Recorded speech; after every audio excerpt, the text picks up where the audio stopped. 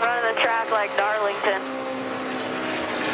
It was mean loose early, and we've got a crash. It's Brian Scott, Alan. Vicious crash. Scott's car turned up into the outside wall in turn number 4 hard. Yeah, it looked like he'd been struggling with his car. He'd lost a couple of spots. It looked like he might have gotten really loose. He was running 6 at the time, but it started to get loose, and he tried to correct it. Yeah, that was that group of cars that had kind of gotten together there with Casey Kane and Mark Martin in that group. There's a lot of cars racing for spots. It looked like he's putting it down. That was a hard lick. Man, that was hard.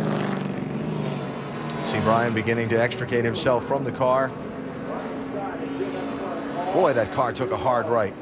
Yeah, it just doesn't take, boy, we talked about these cars being on the edge, and seen a few of them step out and some drivers be able to catch them, but you just overcorrect a little bit too much, and this is exactly what happens then.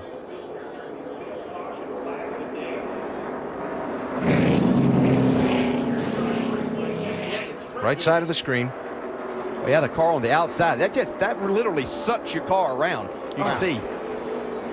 Man, that's a hard hit. And that was Trevor Bain that had gone around the outside of Brian Scott, and it just really literally pulls the back end of your car around right there. You see he's trying to save it. Oh, wow. Man, that had to hurt. It's really hard. You know, your instinct is to try to save the car right there, but it turns back to the right so quickly, it's almost impossible to catch up with it. Trevor Bain do anything he shouldn't have there in that 60? No, that's just he saw the opening to get to the outside and had a run there, and you know that's just another one of the arrow situations that you can get yourself in, and when you have a loose race car, that's the type of things that happen, and we've seen this with Brian Scott a number of times over the last year and up to this point. Have some fast cars, they just can't seem to finish it off. Yeah, it's good to see him jump out of the car. Yeah, it really is. Tough break today. He really had high hopes.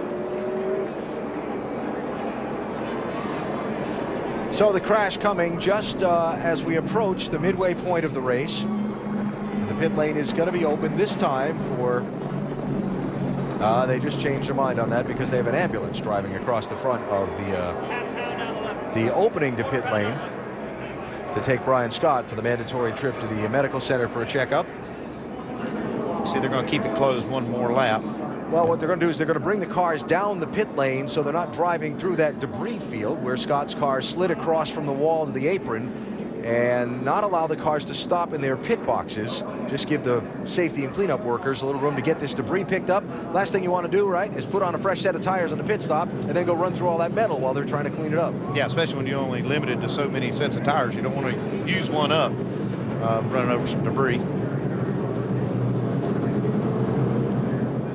So even though the cars are coming down the pit lane, if you stop in your pit stall here, you're going to have to go to the back of the pack for the restart, and no one should be doing that. Yeah, NASCAR very aware of the situation that nobody's close on fuel here, so they can take a little extra time, make sure that they get all of that cleaned up, and then we'll have a very clean track as they put these fresh tires on.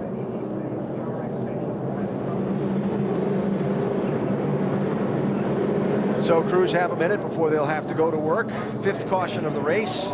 For 6th place runner at the time, Brian Scott in that 11, who went for a nasty ride in turn 4.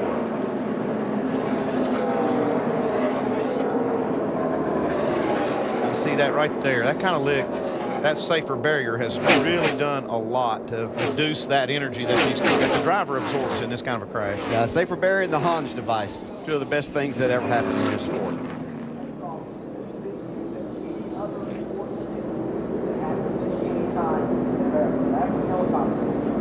See just how much energy that is. That rear tire's coming off the ground.